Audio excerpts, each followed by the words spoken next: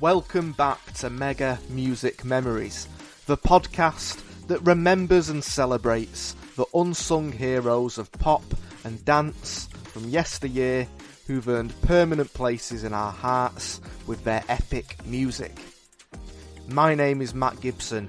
Join me as I interview artists from the 90s and noughties who, in my view, don't always get the plaudits they deserve for the amazing music they made and the magical memories they've given to us fans.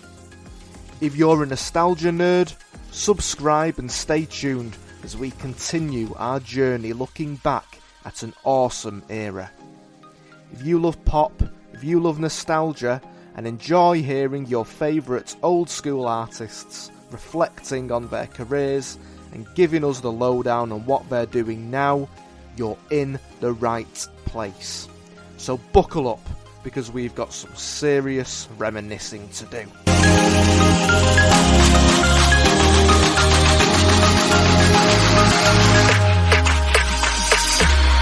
Thank you once again for tuning in to another episode of Mega Music Memories. And a very big thank you in particular to those of you who have taken the time to leave us positive ratings and reviews wherever you get your podcasts. Taking that extra minute to leave a positive review helps to get us onto the radars of more people. So thank you once again to everyone who's helping to raise awareness of the podcast in this way. If you haven't already, hit that subscribe button so you don't miss interviews with our favourite blasts from the past in future episodes. And today's guest on Mega Music Memories is Alan Fitzsimons from the 90s boy band OTT. Alan, along with Niall O'Neill, Alan Mates, Glen and Keith Cox, had 3 top 10 hits in Ireland in 1996. Their domestic success brought them to the UK in 1997, where their songs Let Me In, Forever Girl and All Out of Love reached numbers 12, 24 and 11 respectively on the UK singles charts, before my personal favourite, The Story of Love, also reached number 11 in 1998. The boys were regulars on the television and radio, including notable appearances on Top of the Pops, where they bucked the trend at the time by singing live. Amongst other things, Alan talks to us about what it was like as a very young man being in a successful boy band in the 1990s on both sides of the Irish Sea, what he got up to when the boy band days came to an end, and his time on the TV talent show The Voice of Ireland. But I began the interview by asking him when it was that he realised he wanted to be a singer. My mum always said I used to sing in the bath when I was very young, but she said I got a gorgeous voice, but mums are biased, of course, so they would say that. But I suppose I think it started in school. So I had a teacher called Miss McLaughlin in primary school. I remember it. I'm actually friends on Facebook with her today, funnily enough. But she's played guitar, so I got into music at around 6 or 7. Started to learn guitar. I actually picked up an accordion and just really enjoyed it from a musical sense, not from a singing sense. I started out with musical instruments. Then I joined a local marching band called the Feathercairn Youth Band, and that I picked up a trumpet. So then I actually went and got all my grades on trumpet at a very young age, and apparently doing that automatically had been helping my breathing in the background. I never knew that, so that really helped me in terms of my chest voice and really high notes and getting long vibratos. I didn't know all of this at a very young age. I was just very interested in music, and it was my outlet school and from the house because I'm one of 6 boys. So there was a lot of noise in the house. So I just needed to get some peace and quiet. So I always look for things to do outside the home. So really early on for me, it was started in school, and that just developed on and on. Then I started to get involved in choirs and then in plays. Right up even into secondary school, I was involved in music and marching bands and different events throughout primary and secondary school. So I think for me, it started really, really, really young, and it's just progressed over the years. Even today, I'm still progressing.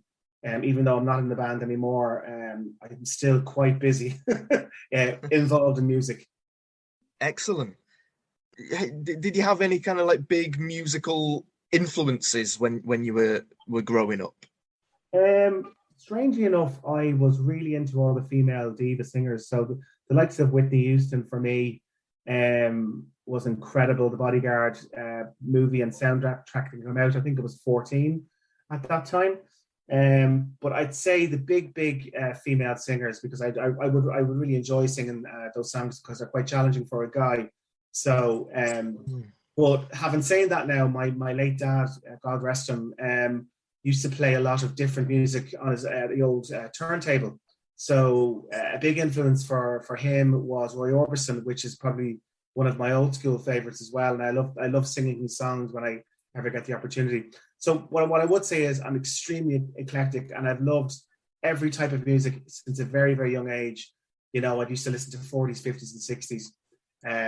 Right up until the current stuff. But even today, I am crazy mad into opera. I listen to classical music, but I love R&B. I love rap, rock. So I've got my finger in loads of different pies in terms of music, and I think I've always been that way. Yeah, you mentioned opera there. You sing quite a bit of opera as well, don't you? I do. I've always tried to challenge myself vocally. And there's a couple of YouTube clips of me doing Andrea Bocelli, which has got really good response over the years. So for me, doing opera is a complete expression. It's really difficult music to sing. You're talking really, really high to really, really low, and a really controlled singing versus contemporary pop or stuff like that. It's the complete different spectrums. So for me, I personally love opera. I love singing it as well. So when and how did OTT come about then? So I was 17. I was literally just out of school. I was in college in year one, working part-time in Burger King in Grafton Street in town. You know, again, 17, keeping myself super busy between work, college, and whatnot. And then an article came out in the Star newspaper, which is our local newspaper. Back then, I think the Star was one of the biggest, with Sony Music looking to set up this new band. So my mom was like, Alan, you'd be amazing at that. I was like, yeah, whatever. And then I put it in, and I got called for an audition. A few auditions, actually. I think it was 8 in total I had to go through. So in the System nightclub in town there, I think just off Grafton Street, much Dame Lane or something like that. Anyway, it was just off Grafton Street where the System nightclub used to be. And yeah, I went in, you know, back in it was the 90s. You know, whatever guys were wearing, thinking they were cool back then, which are obviously not cool now. We all thought we were gorgeous, and sure had to dance and sing, you know, in 8 auditions. And I got the call eventually that I got picked. I then started to meet some of the members that were also picked as well. We met up. And to this day, we're still all amazing friends. We've had scraps over the years, you know, everything to do with a standard friendship has happened to us, notwithstanding that we were a band together for 4.5 years. But we're still great pals today, and we still link up and whatnot. But that was it, yeah. Then it was a baptism of fire. I was literally just 18 when Promise Me was released, which was Niall singing as lead singer at the time on that song. And And that's it. It went from there. We were pushed into Smash Hits Roadshow in the UK and in Ireland. We met all these amazing groups, All Saints, Damage, NSYNC, Take That. It was like a big plethora of boy band and girl bands, if you recall back then. And that was really it. It went from there. And it was a mad old roller coaster all over the world we had. And I wouldn't change a thing. Crazy. And what was it like when you was meeting all those guys? It's really strange when I think, if I retrospect back, like at the time, because when you're a young fella in Dublin and you're in just leaving secondary school, and it's very much a mapped out life for you. Go to college, don't go to college, start work, don't. So it was very normal. I would call it a very normal life that I had. Into this crazy, into the limelight, especially in Ireland at the time. If you're a band and you're on television at the late and in the newspapers, you were very much elevated to that kind of, I wouldn't say celebrity status, but at the time it was that celebrity status. And sure, look, I think I just took it in my stride. I think I just really enjoyed singing and performing, and I was never nervous on stage. So I just think I took it in. I took it very serious. Maybe too serious sometimes. I was very diligent and dancing and singing, but I just think I enjoyed it. I enjoyed the process, and for a young 18-year-old at the time, and if people don't realize the amount of work that goes in behind being in a band at that, then even before signing up, so you have to go through all these legal meetings and solicitors and meeting with the record label. There's all of these different things in the background that no one ever sees. And there was a lot of prep of that for nearly a year before we were signed. So I kind of went through that rigmarole at a very young age, kind of made me grow up quite quickly, or more than I did. So I think that attributed to that time. But it was just great crack. And we met all these bands. We were on tour. I had 4 new friends that I was going to spend the next few years with, that I didn't know how it was going to work out. So I just think I enjoyed it. You mentioned the record label and everything, and being so young. So were you 17, 18 at the time? So were you quite involved with that side of things, or was it kind of like left to record company execs and lawyers and what have you? I think initially in the beginning, it was very much because they're the experts. We had a management team. Sony are the biggest company, one of the biggest leading companies in the world, music companies in the world. So we had A&R people, we had people that looked after us, both in Dublin and both in the UK, predominantly working hand in hand with each other. So we were very well-minded and well-guided in that regard. Of course, there were challenges along the way. Of course, there were scraps. Of course, there were disagreements, happy moments, sad moments, scary moments, that wasn't going to work out or not. So all of that was part of it. But definitely, I think as time went on, we did get a bit more, relatively more involved in choice of songs, in writing, in who's going to sing on songs. So that kind of developed as we got a bit more of our feet under the hood, or a bit more under the carpet, I suppose. Mm. And did you enjoy getting more involved in that side of things? Well, absolutely, because it's kind of, at that time it's your life, so you're 100% invested in what you're doing. It's not something like it's a part-time job. You're living with each other. We especially in England, we lived in London. In the Swiss Cottage Hotel, for example, we all lived in a hotel effectively. So, it wasn't something that was part-time. So yeah, of course, it took up air. When we were not performing, we were sitting down talking about things, or so it took over our lives, really. Yeah, and you mentioned earlier about Ireland, particularly. Obviously, it's a smaller country. It makes a huge impact, obviously, but in terms of size alone, it's a smaller country. And so I'm wondering, like, what's that like for you at the time when you've achieved a certain level of notoriety and fame and have a public profile? Is it like just really, really, really intense, like more so than it would be in the UK, for example? Yeah, good question. So I would talk about back then, not today, right? Today's Ireland is very different than 20, 25 years ago or whatever. But back then in the 90s, there was such a big bang in relation to so many boy bands out and so many girl bands out that it was just the thing in Ireland and in the UK particularly, right? So there was so many bands, so much exposure, and it was great at the time because, you know, we pretty much had based a lot of ourselves in the UK, but we did full tours around Ireland.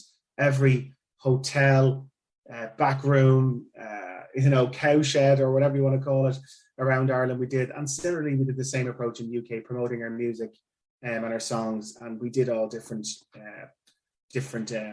events and shows. So, like, I'm just trying to remember back and then, it was basically just, it was work for me, but really enjoyable work. It was tiring at times. We did a lot of hours.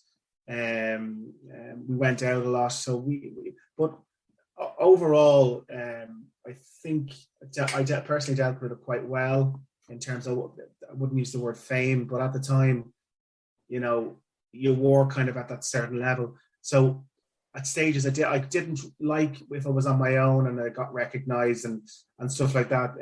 That would still happen today. People would mention it, but I think I take it much more in my stride today than I used to back then because it was so raw. I was so young. And then I felt a bit like going, oh God, if they're saying it, then maybe other people will congregate and it might be turn into a situation. So there was always that level of anxiety very much pronounced back then. But today, I know how to manage it. I know where not to go. I know if something's going to come down, that I know to step away from the situation and leave. So I've learned a lot over the years and how to manage it if it ever happens. Yeah. And you mentioned there about all that time, boy bands and girl bands being a big thing. Obviously, Boyzone in particular were experiencing such huge success around the time that the OTT were starting up. Yeah. Comparisons were always going to be inevitable. Was that sort of in your head much at the time? And if so, in what ways did it affect you? So another great question. The answer is simply no. I didn't compare us to Boyzone or anyone else at that time. We did, and I certainly did at the time, looked up to Take That. They were one of the biggest bands in the world. From a singer-songwriter perspective, Gary Barlow, then from a dancing perspective, Jason Orange and the guys. So for me, I didn't compare myself at all with any Irish bands at all. You know, we were, a group of lads who sang live, who sang harmonies together, who split the lead role on the song. So we were quite different in that. It was probably just Ronan and Stephen singing at the time. God rest Stephen. But I didn't think about it. I didn't think of them as competition.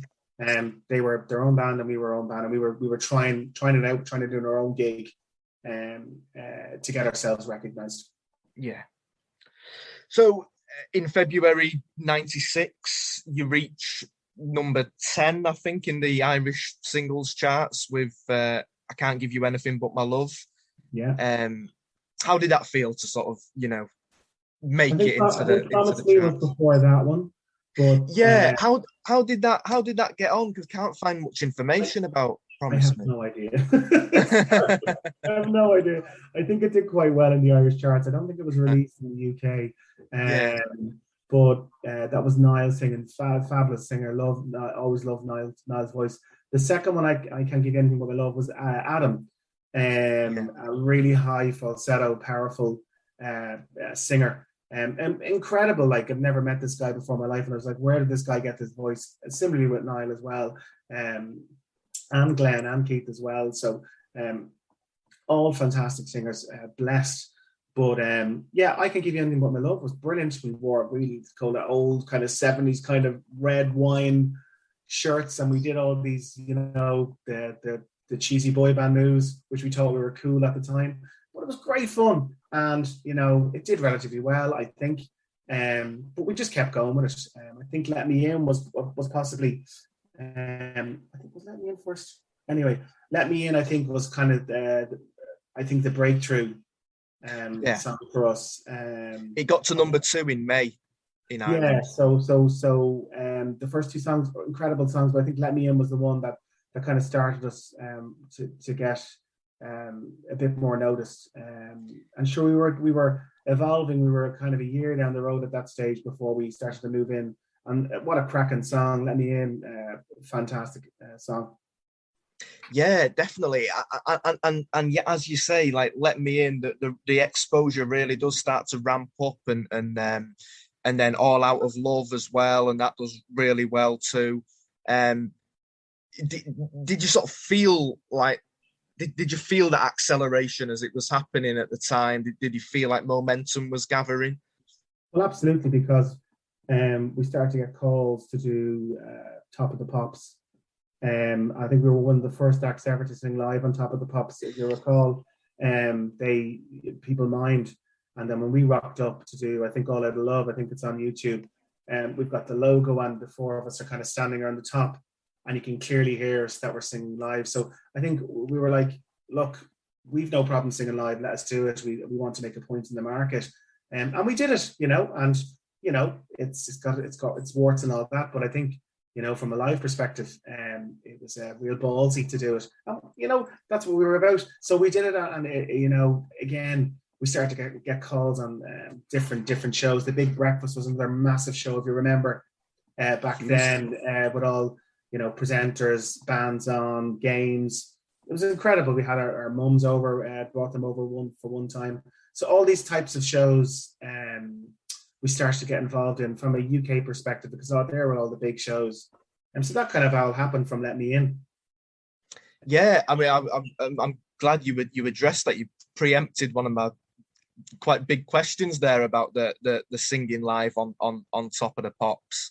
Because as you say, lots of people were miming at the time, and I was wondering if that was a sort of a big decision for you guys to make. We had microphones, and then we were just kind of practicing, and we were doing kind of 3-part harmonies.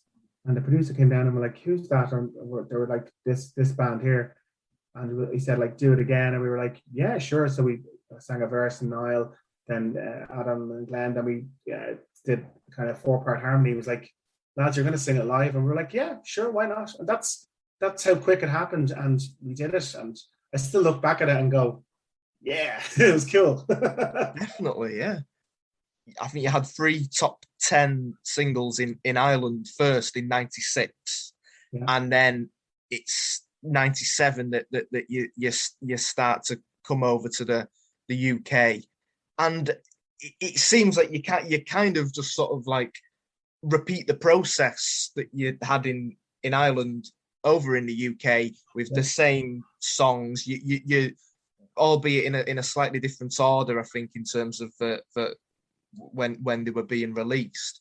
Yeah. But I'm just sort of wondering, was there a difference? Could you feel a difference in terms of doing it first in Ireland and then in the UK? Well, obviously, we had done the hard slog in Ireland, so we kind of knew what to expect. Long hours, waiting around for shows, hair and makeup,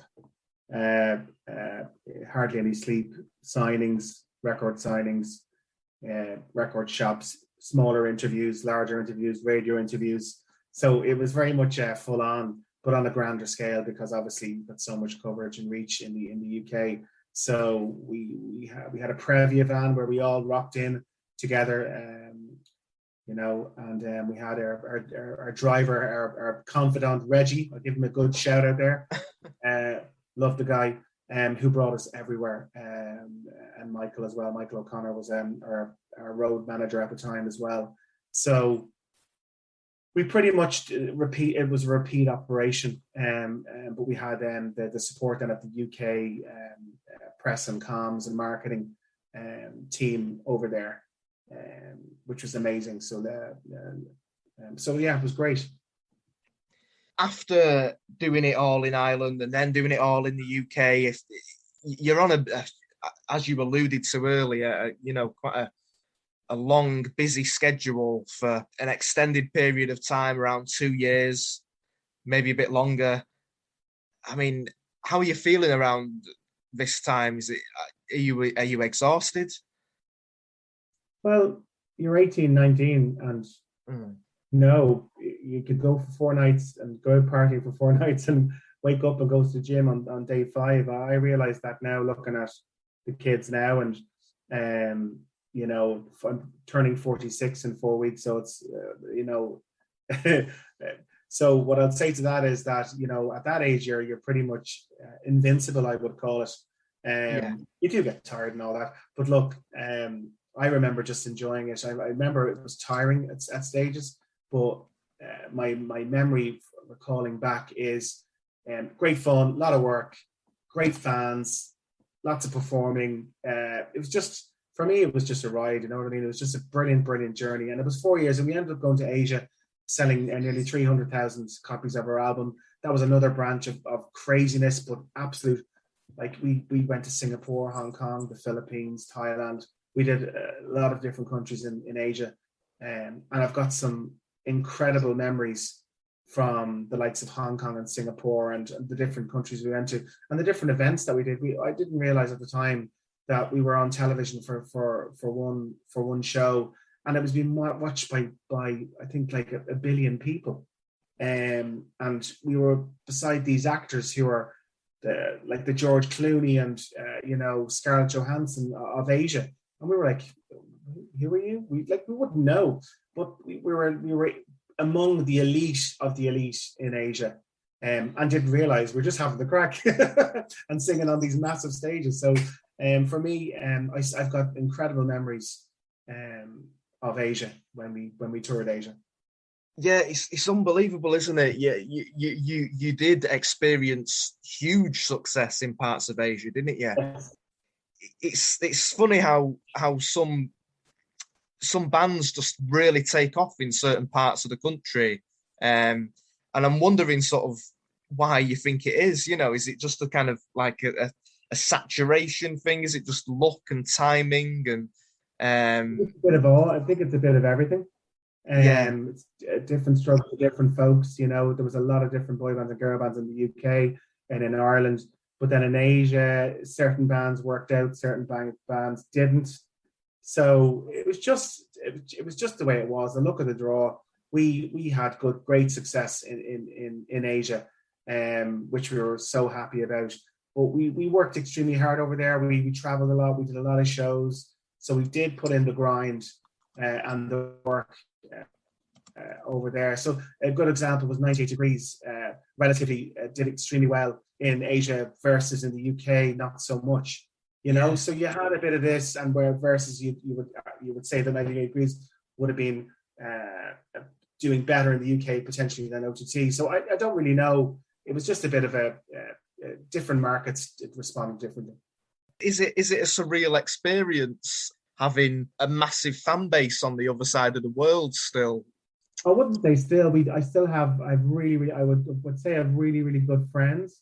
You have fans that were quite regular and show up at every different show and where you were going. So over the tenure of doing OTT, we became extremely good friends. So there's a lot of that going on, like really, really fans that turn into friends in Ireland, in the UK, and in Asia, particularly as well.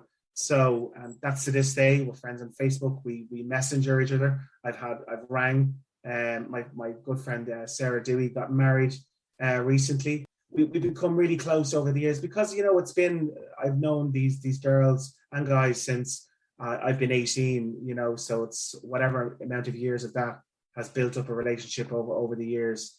And then some have just tapered away. That's just natural life. They're 13 and 14 or 8 and 9 at the time they were following us. They grow out of boy bands. They're doing something completely different. They don't give it a second thought. So that's just life. That is nice, though, isn't it? That you're actually still friends. You've become friends with fans now. Absolutely. Yeah, and it's just and when I think about it, God, in 4 years I'll be 50. that to me is nuts. But when I look back at when it all started and when it finished, and then how other things have opened doors of different things over the years. It's been an amazing journey. I feel very blessed and honored that I got the opportunities to do it. Yeah. And one of the things you got to do was put a full album together. This one's for you. Did you enjoy that process? Amazing experience working with different producers, working with, at the time, Ian Kerno, which was, I met Erasure, Andy Bell, which is one of my icons at the time, still is, sorry, forgive me. Met him in the studio next to me. I was only 18. I was completely starstruck, got his autograph. But they were a big producer at the time and did a lot of work with Take That. So all of this was incredible. And then I got to work with other producers who've worked with Westlife, with Damage, with All Saints. So at the time, there was a group of producers that were working with all of the bands at that stage. So the process was incredible. I got to sing on a lot of songs on the album, which I was honored to do. The other guys are incredible singers in the band. So we co-wrote some of the songs as well. We did some covers. I love Always, which is myself and Adam. His voice is insane on that. But there's just, for me, I'd say 80% I love. There is some cheese on there, which is just standard trademark boy band cheese. It is what it is. But funny enough, the last couple of weeks, I've started to listen to the album on Spotify when I'm out before I go for a swim or anything. And some of the songs I listen back and go, Jesus, that's great. I'm really proud of that. It was brilliant. Really, really enjoyed the process. Yeah. I'm sure most listeners will be familiar with the big reunion, the TV series that aired in 2013 and 14 that sort of reunited various boy bands and girl bands from the 90s and early noughties. Did you watch it, Alan? I tell you, I didn't. Oh, right, okay. 2013, I lived in America for a number of years. So after when the band finished, I did a good bit of traveling. I lived in Turkey for a while. I lived in Lanzarote. I did a lot of traveling around, and then I ended up moving to New York for nearly 7 years. So, and then I've only been back, I don't know how many years, 15, 16. So my 15, 16 years, I'm only back in Ireland. I got back home when I was 28, 29. So between 18 to 28, I did OTT. Then I lived in England for a while. I worked in England, and then I went traveling as an entertainer rep. And then I ended up in New York for a number of years. So I did a lot of traveling after, just because, it was impossible to get a normal job back in Ireland after the band finished. So the option was to live in London. You could relatively move around. Right. Still, you could be recognised. And then just the option was just to pack up and just go and do something outside the country. So initially I moved to Turkey, which I absolutely loved. I was there for 2 years, and then I just moved around. And then eventually I met who's now my wife, Siobhan. I met her in New York, and she came home, and I followed her home, and I got married and had kids and grew up. How long did you say you spent out in New York? Maybe 6.5, 7 years, give or take. Wow. Yeah. Working in bars and singing in jazz clubs and performing in karaoke competitions, winning $2,000 and sharing with the rest of the punters in the bar. Millions of stories to say what I did in New York, and New York for me was incredible.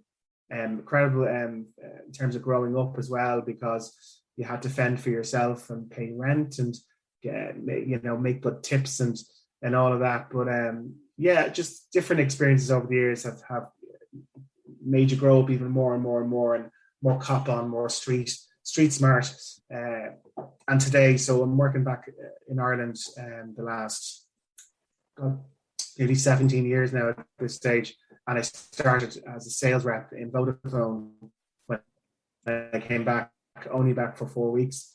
And I ended up working in Vodafone for 10 years. and I moved around working in different telecoms jobs. So now today I'm working in a fintech company. I'm a marketing manager the last 2 years. Crazy busy, but I love it. Who'd have thought that I'd end up working in a blockchain company for 17 banks around Europe, versus when I was 17 when I was in a boy band. There you go. So how did that come about? Like, obviously, you kind of mention it there. It seems like, quite a contrast. How did you get involved in what you're doing now? I literally had to work when I came back from New York. I left everything there. I was only back 4 weeks and I had to get a job. So I went in, did an exam, passed by the skin of my teeth. Now I am quite academic, but back then I was not in college or going through any courses. So I literally went into a corporate company and did all these exams, but I got through it. And then started, doing the 9 to 5. I've done the 9 to 5 really for 17 years. I'm so used to it now at this stage. It's normal. Well, I do more than 9 to 5 at this stage. But it's class about just, when you get married and you have kids and you have responsibilities and houses and all that, you just kind of have to prioritize what you're doing. So I've spent a lot of time building my career, my knowledge, my skill set in the last number of years, working in different companies and different roles and departments. That I'm at the moment, I'm super happy what I'm doing. It's super busy. It can be challenging, long hours, but hey, it is what it is. I think I'm quite blessed where I am today. And you're still doing some music, as you say, like just sort of in your spare time, just learning more and growing and developing. Yeah, still to this day. Over the years. I've tried to get to do some shows, but obviously the pandemic. I was doing a show last year, a theatre show, put a lot of organisations together, live band, string, quartet, choir, and the pandemic hit, so that was completely cancelled. So to be honest, the last kind of 2 years for everyone has been extremely challenging. For me, I've been really focusing fully on work. So I work fully remote. It's fairly busy. So between home and work, that's really all been my focus for the last 2 years. But who's not to say in the coming months, maybe next year from 2022, I'll get back and start to do songs on YouTube, which is what I was doing a few years ago. And definitely I might dip in and get a show done. It'll be over a musical theatre about the old cinema classics, Andre Bocelli, Josh Groban, The Prayer, Celine Dion, different types of music.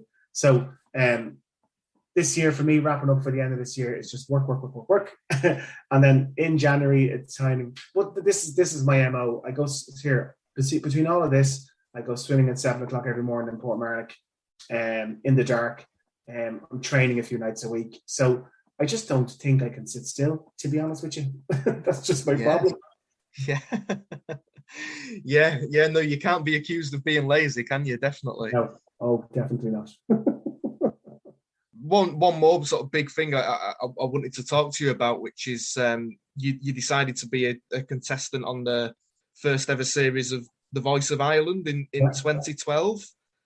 What motivated that decision? I think because it was such a new thing at the time. I knew the UK one. Actually, the one that I knew about was The Voice in Holland. The Voice Holland, which was the one that I was quite familiar with. And I said, that looks incredible. The concept, the singers were brilliant. It wasn't the typical X Factor approach. Oh, boo-hoo, I lost my leg or my dog. It was very much focused on the voice with the chairs turned. So the concept of the show really spoke to me. And I said, do you know what? That sounds brilliant. I'll give that a bit of a go. And I have to tell you, like, I'm even friends with some of the guys today, like between the guys and the girls that were on that show, that first series. Like the plethora of talent in Ireland is insane. And, the majority of singers on that show were absolutely out of this world that I sang with. And even today, they're all doing different things between bands, working in Asia, working in Bahrain.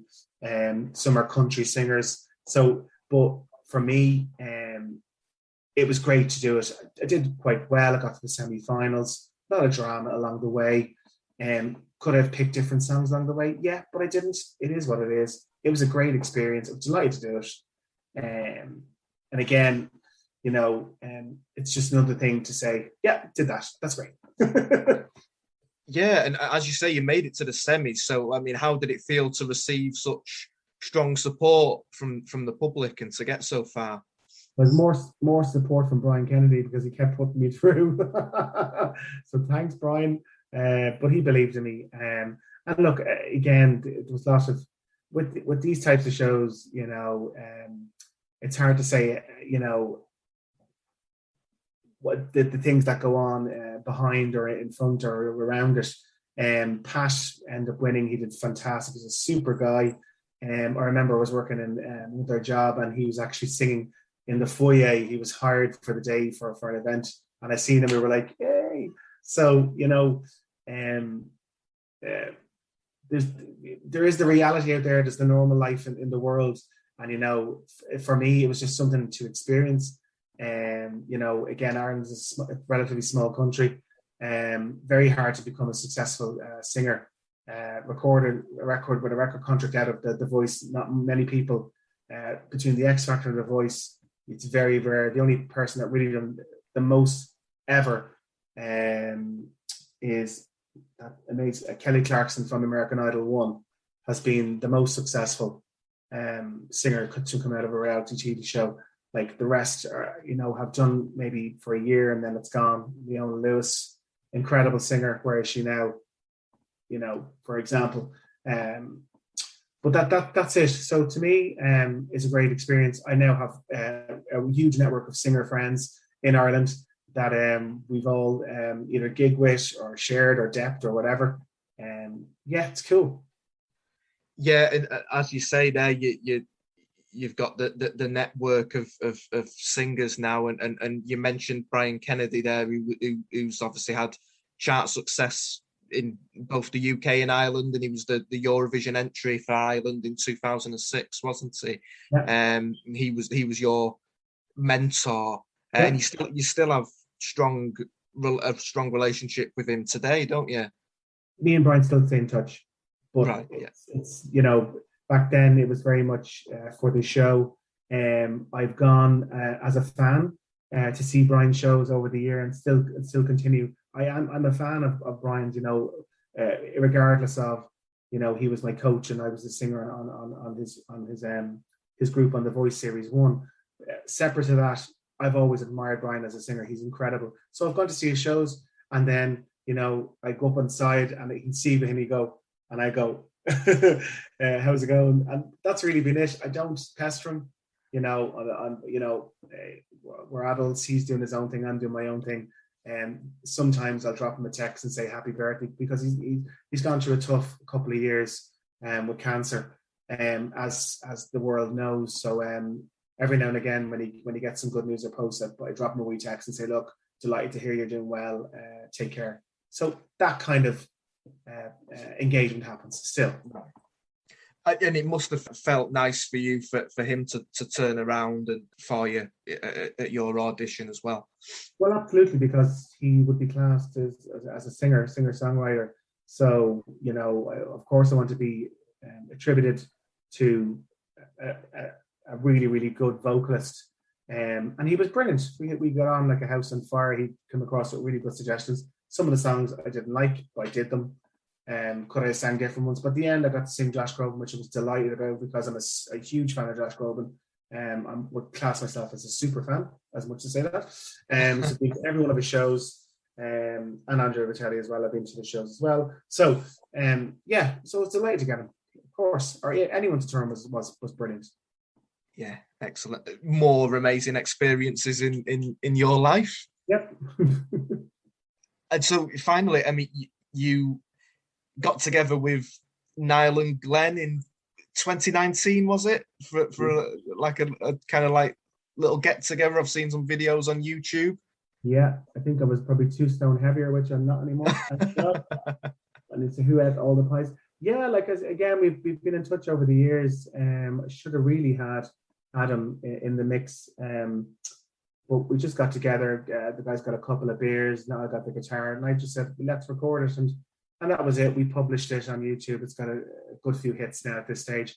But really, it was just for us, number one, to have a sing song, because that's what we used to do. We used to have a jam session wherever we were. We could have fans involved, other bands, and that's something that was just the norm back in the day. So it just felt like the old days.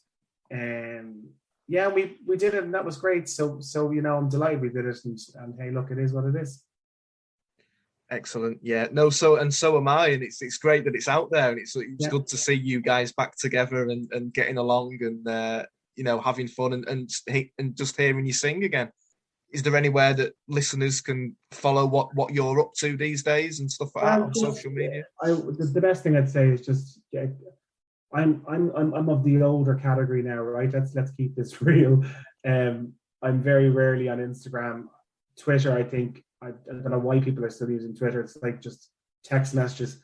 So Facebook, you can find me on Facebook. Connect with me on Facebook.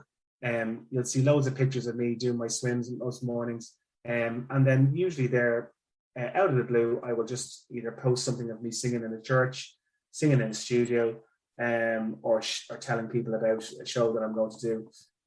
I would say for the rest of this year, fairly quiet. It'll just be pictures of sea and sun for the majority of this year. If you see the sun, next year I'm looking maybe to start back doing a bit of music in some shape or form. I don't know yet. So just get me on Facebook. Just type in Alpha Time in the search bar and click on add friend, and that's it. Excellent. Well, I'm really looking forward to hopefully seeing more from you on that side of things in the future, maybe next year.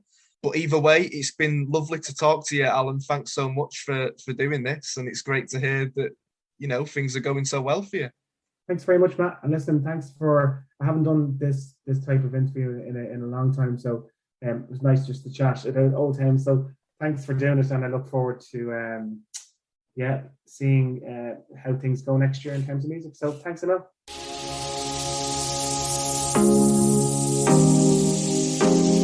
So there you have it. That was my interview with Alan Fitzsimons from OTT. First of all, I just want to say a big thank you to Alan for taking the time to chat to us here on Mega Music Memories. As you heard there, he's a very busy man, and as he said in the interview, Alan's job goes some way beyond 9 to 5 these days, and he fit me in there early in the evening as he took a break from preparing for a big presentation. So I really appreciate Alan finding the time to talk to us, and also how honest and thoughtful he was with his answers. I find it really interesting how different artists and bands have varying degrees of success in different countries and territories around the world.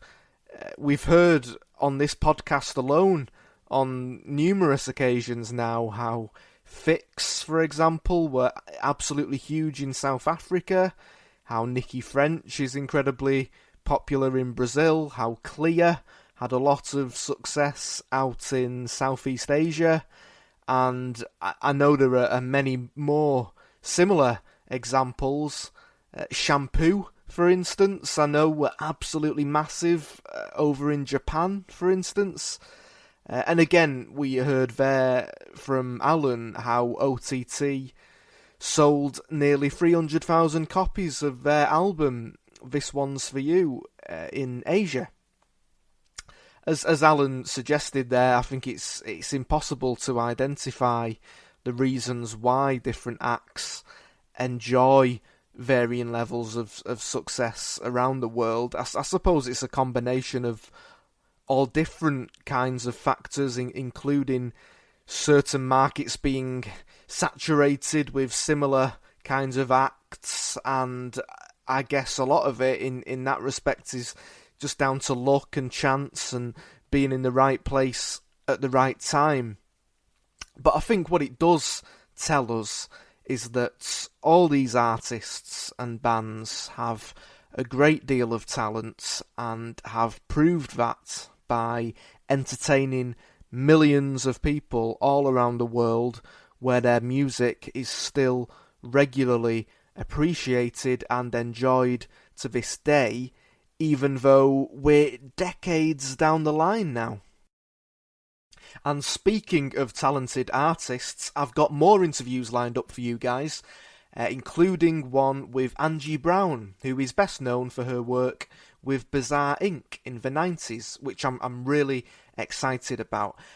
I'm going to try and get more artists from the world of dance music, particularly Eurodance from the 90s and early noughties, on the podcast, as well as more obviously from the boy bands and girl bands and pop stars that we're all so very fond of. So stay tuned for that and much more here on Mega Music Memories. Do come and say hi to us on social media. You can find us at Mega Music Memories on Instagram. We're on Twitter at Mega Memories, or you can send an email to me at megamusicmemories@gmail.com. Let me know who you'd like me to interview next. And as ever, if you're enjoying the podcast, please help us out by giving us a 5-star rating wherever you get your podcasts, and a positive review, particularly on Apple Podcasts, will really help to get the podcast seen by more people. I don't do a Patreon account here. I'm not going to ask for your hard-earned money, but if you can help by leaving a positive review, telling a friend about the pod, or sharing it on social media, I would be really, truly grateful.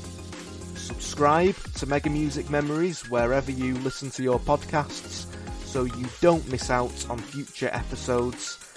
Thank you so much for listening, stay tuned, and I'll speak to you all again very soon for more Mega Music Memories.